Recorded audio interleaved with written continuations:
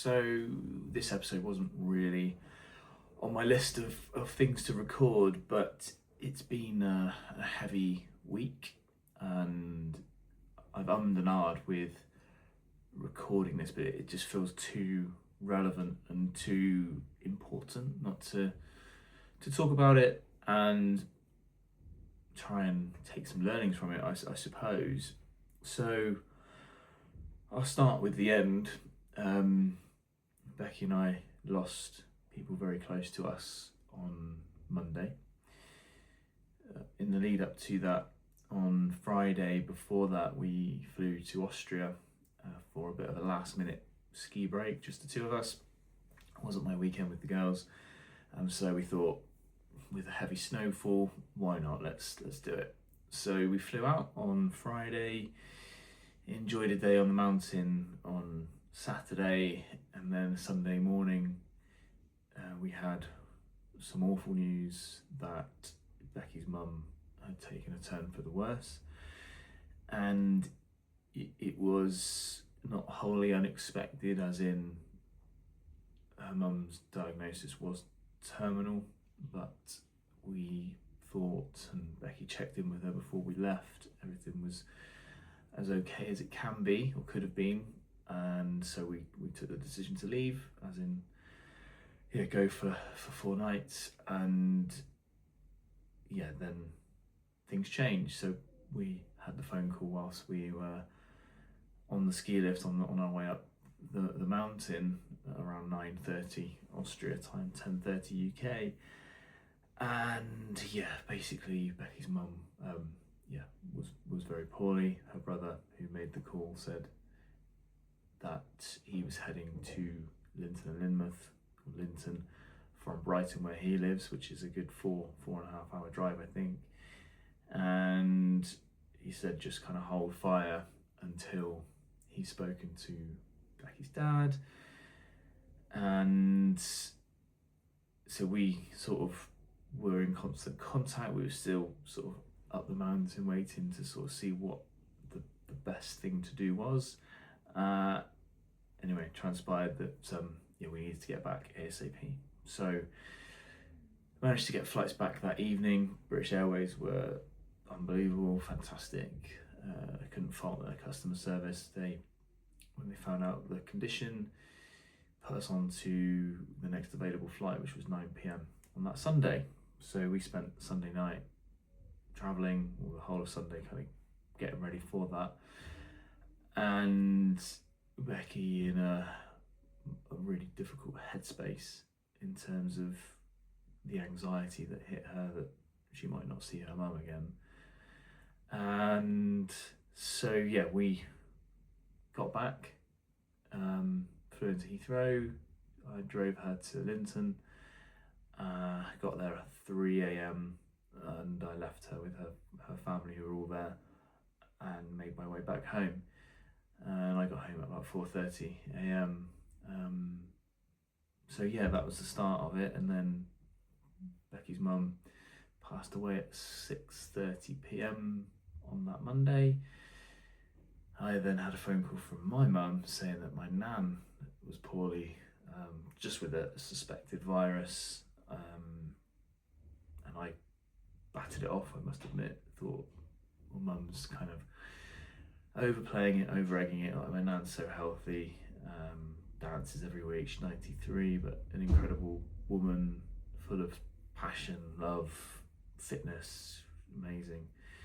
So I didn't think any more of it, and mum and dad, being the caring people that they are, didn't tell me any different, apart from when they rang me on Tuesday morning. I think I woke up at about 8:30, and dad rang, 5 minutes later, saying that my nan had passed away at 11 p.m.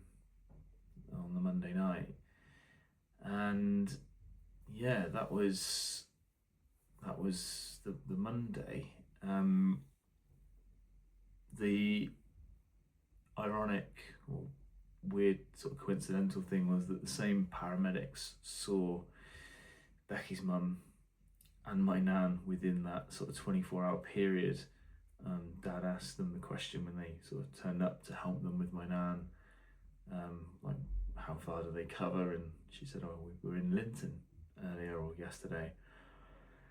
And yeah, so that was that. And then around my nan's house on Tuesday to see my BAMP 93 as well, see how he was doing. Mum and dad were there, my auntie and uncle were also there. So this is my mum's mum. So my mum's brother, my uncle, was there as well. And dad then cut his bloody finger open tidying up. So I spent 4 hours in A&E with him. And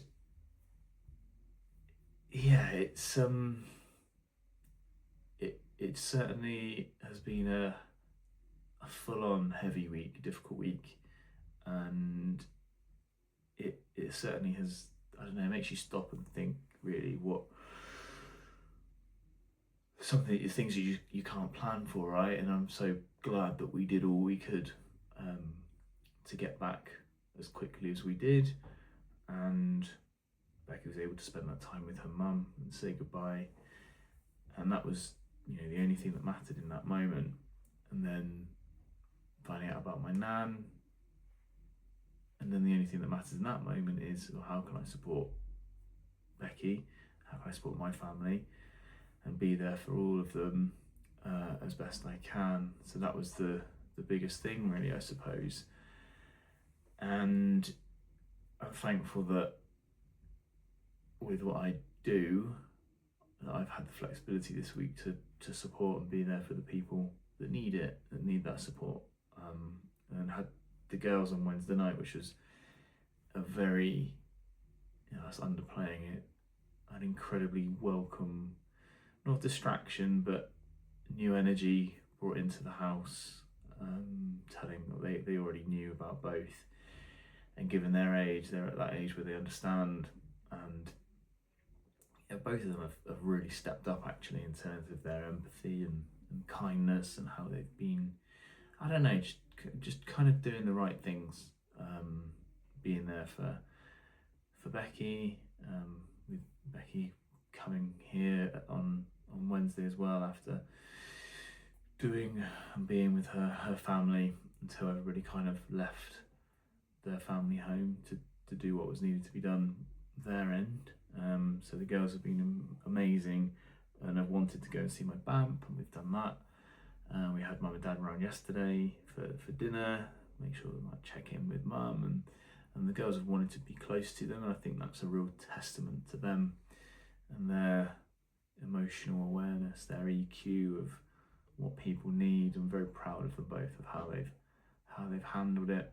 And Layla baked a cake yesterday because they were coming around, but also in training preparation for a future business that they're going to launch, which I won't talk about now. But yeah, baked a cake, we had a takeaway, and it was just a lovely evening, as nice as it can be. Becky and mum shared a moment together, both losing their mothers, which was obviously very difficult for both of them. And I don't want to get cliche on it, because it's obvious that family are the most important thing. I've said that before, most important thing to me, and I think in life in general, right? Like what are we without our family and without those moments and being there for one another? And most important thing now is that the support is put in place for my BAMP.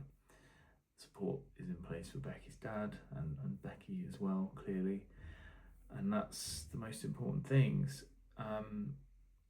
So yeah, it hasn't taught me anything new about life and what matters. It's just sort of reaffirmed that really, and reminded me that those people closest to us are the ones that matter most. And on the other side of that coin, I suppose, it does show you, Nan was 93 and Becky's mum had a terminal diagnosis, so neither were huge surprises, but it does sort of remind you how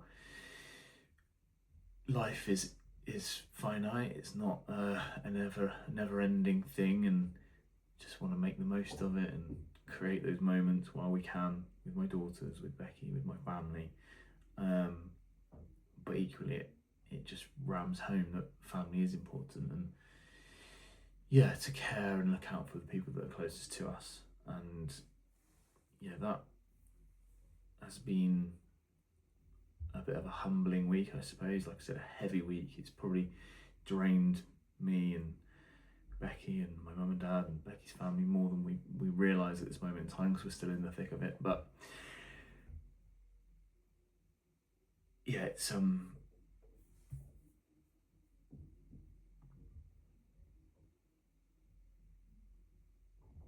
a difficult thing, and that's where we are at the moment.